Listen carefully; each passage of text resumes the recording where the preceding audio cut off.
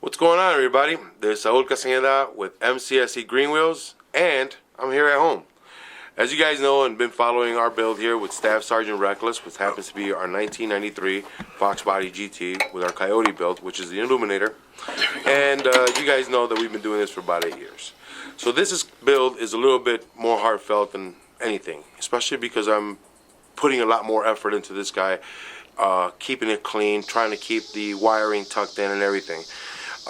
Now, to give you a little bit of background as far as what we've done so far, and as what we have, you know, you guys, most of you know, this is the first gen Illuminator, and what we have is a first generation ECM along with a fuse box. A couple things have happened since the last time we've seen each other, and I know, I apologize, it's been a while since we put up a video, so I'm going to catch you guys up because we're about to go fast.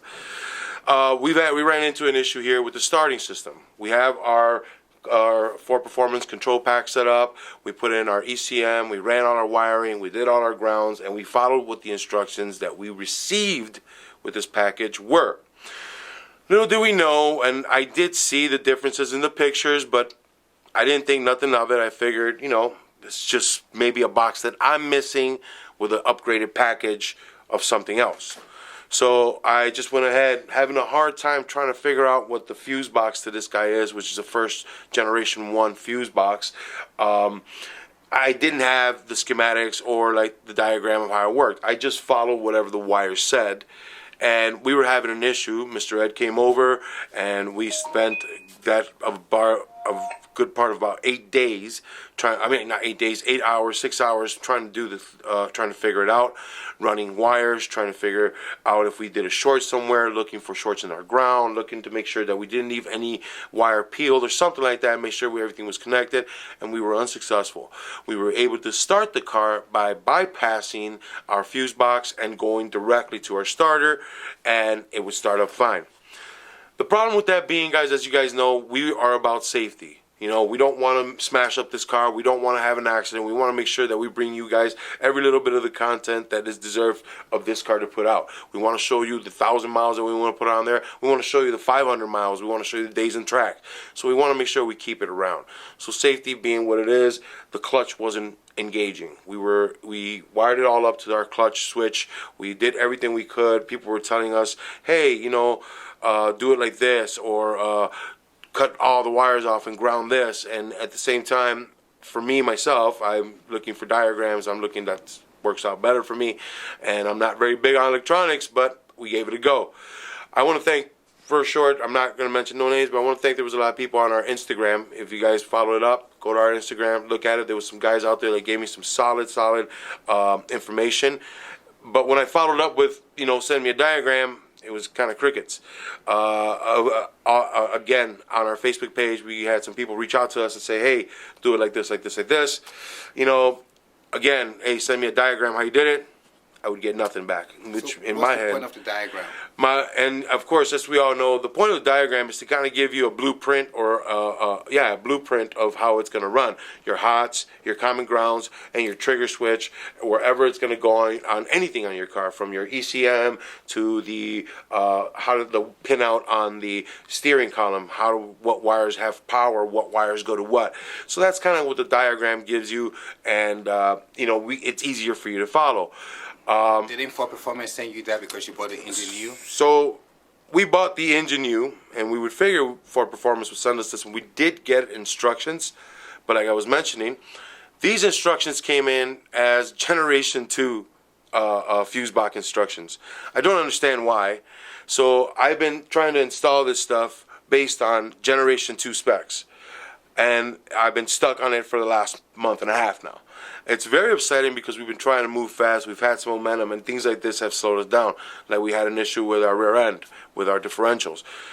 I reached out to Ford Performance. I called and I asked a gentleman called Mr. Morgan there he can help me with these, and he sent me a pinout to the ECM.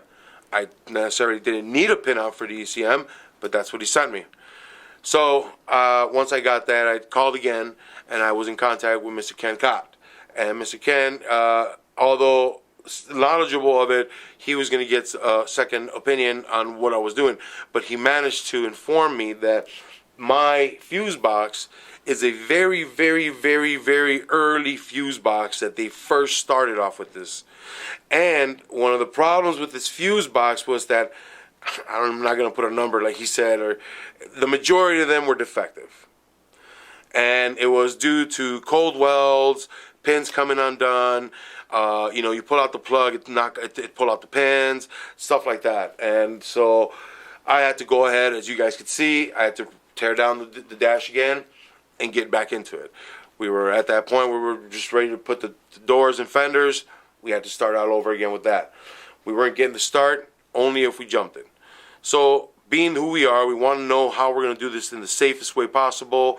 We asked for performance. We waited that about 3 weeks now and going on number 4, and I still haven't got an answer. I want to say Mr. Ken probably did as best he could to try to get me the information, but unfortunately I guess they can't, or they don't have it, or I don't understand why they wouldn't have a Generation 1 box schematic available.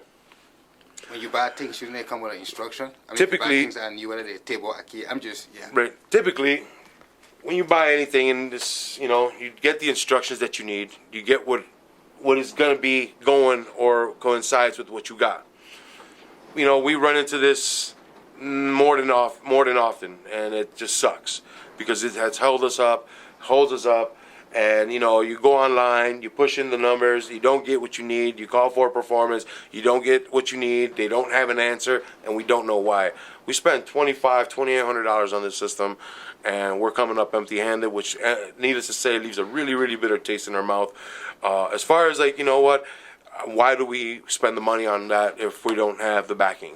Now again, we could say, oh yeah, so you're putting this together after 7 years.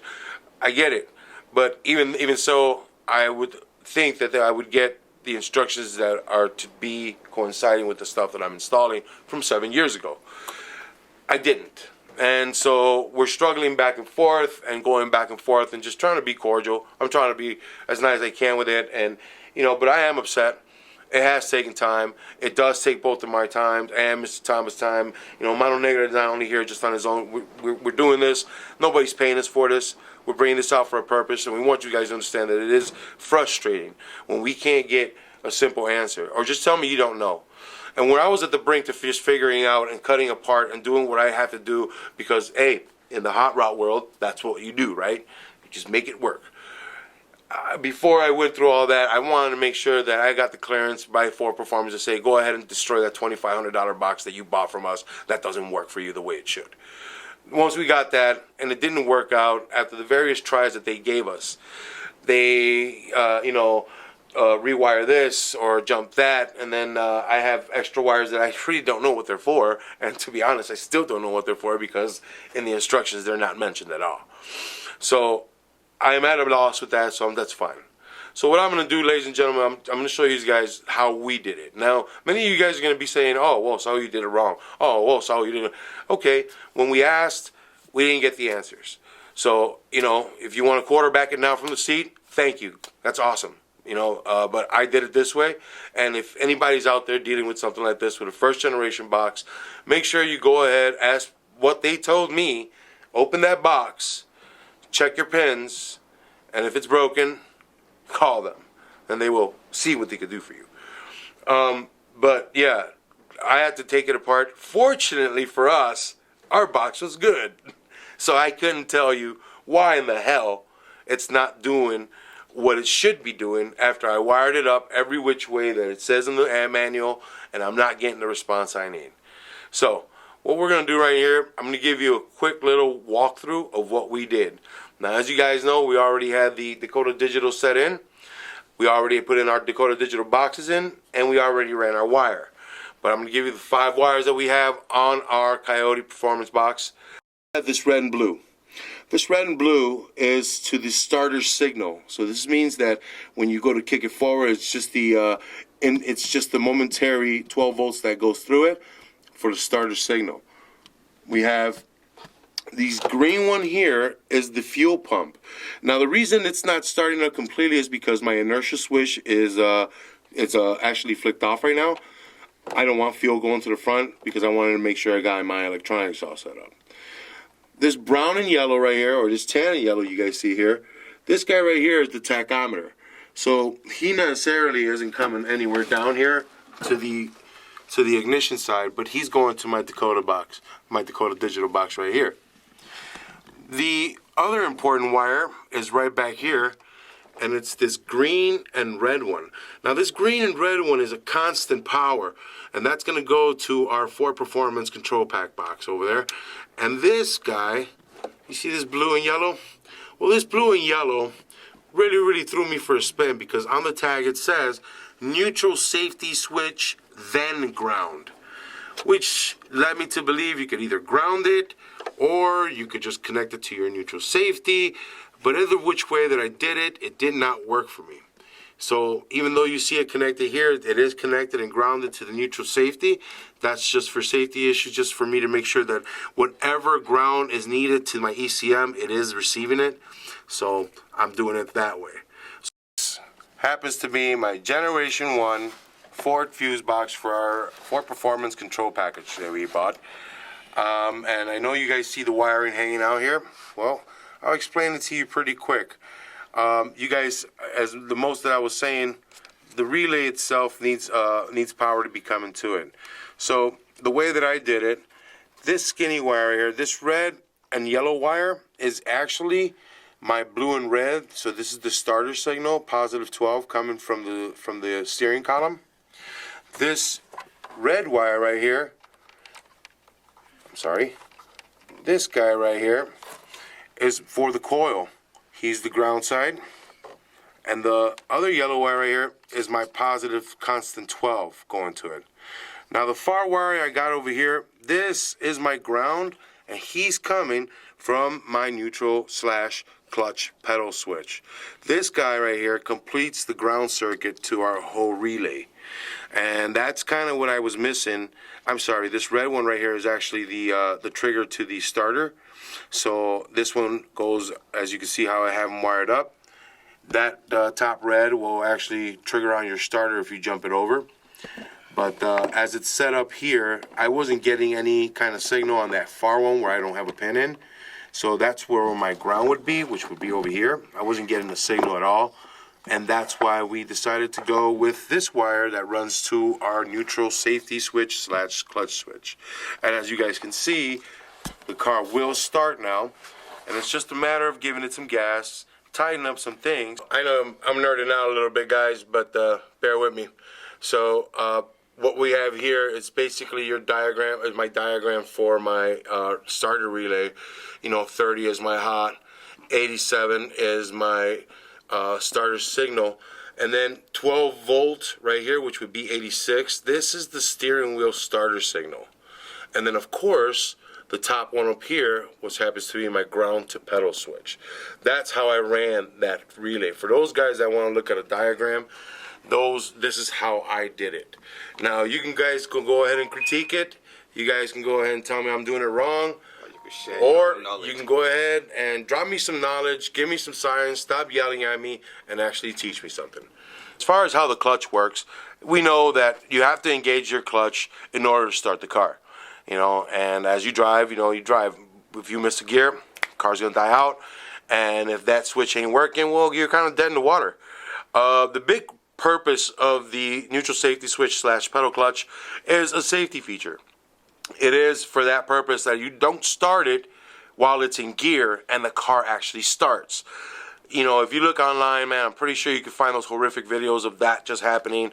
I know there was an incident in Texas not too long ago, killed a person. You know, it was in gear, and obviously the young man didn't know how to drive a stick and start the car and move forward. So we didn't want that, and that was what we were doing. We were getting that response with just wiring it directly to our starter, you know, the way we should have, bypassing the box. We were able to start it and at any time, and we don't want that. There's a lot of money and a lot of time invested in this car. There's a lot of effort, and the last thing I needed to do is to go into a wall and just ruin this thing, man, because I would be devastated. It would just suck. So just kind of give you a quick like what it should be doing. The neutral safety / clutch pedal for most of these, for all these Fords. Turn this light on right here. And that's that bad boy right here. That's our friend right up there.